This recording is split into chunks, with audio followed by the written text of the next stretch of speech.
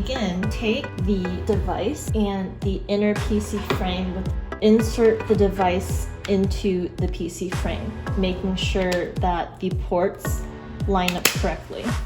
From there, take the outer silicone wrap and insert the device and PC frame underneath the silicone lip.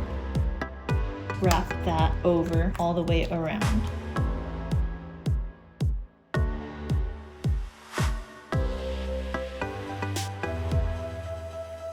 From there, you'll see that on the inside, there are these silicone tabs that are meant to be inserted into slots that are located along the PC frame. Push those in and continue doing that around the case.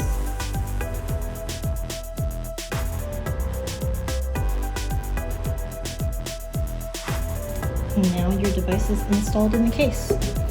Enjoy!